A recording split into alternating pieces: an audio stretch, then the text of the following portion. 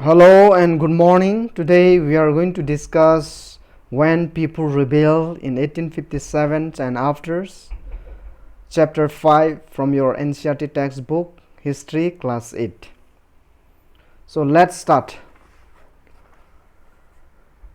There comes a times in everybody's life when a fight becomes necessary, and the only way to do the right things and to make right what is wrong is to fight. This is exactly the people of India did in 1857, and this is also our topic for discussion today, which is called When People Rebelled in 1857 and After. Why did the East India Company come to India? Why did they start ruling us? Why were people angry with the East India Company? And also why were they so quiet? So well then, the East India Company came to India to trade back.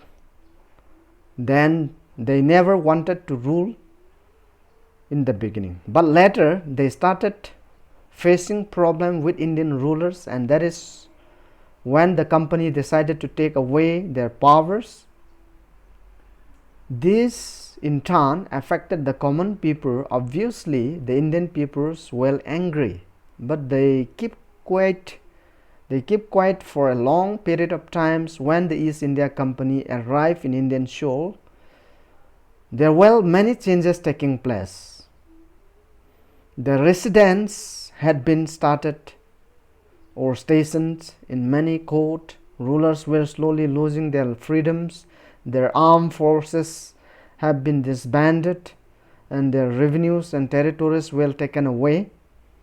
The impact that the company had on the Indian rulers was massive. Many ruling families tried to negotiate with the company in order to protect their interests. Now, let's see the examples of Rani Lakshmibai of Jhansi, who wanted the company to recognize her adopted son as the heir to the throne after the death of her husband. Then there was Nana Sahib, the adopted son of Peshwa Baji Rao II, who pleaded that he be given his father's pensions when the latter died. Now, since the company was confident of his superiority in military power, it refused to compromise. Awa was one of the last territory to be annexed by the company, and subsequently in 1801 a subsidiary alliance was made. It was a treaty.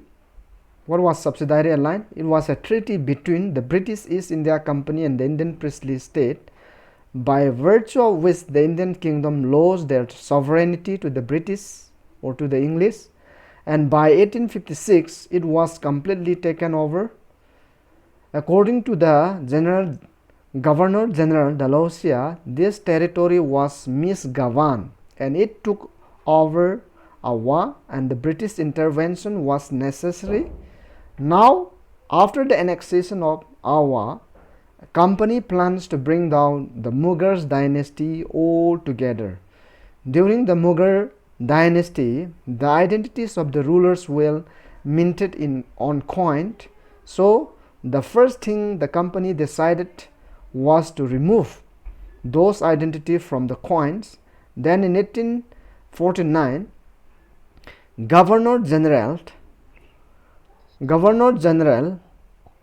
Dalhousie announced that after the death of Bahadur Shah Zafar, the family of the king would be shifted out of the Red Fort and would be given another place in Delhi to reside in. Later, in 1857-56, Governor General Canning decided that Bahadur Shah Zafar would be the last Mughal emperor, and after his death, none of his sons or his descendants would be recognized as a king, but would be only called as a prince.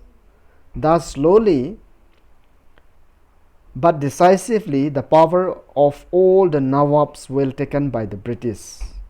So let us conclude our discussion for today. So have a great day.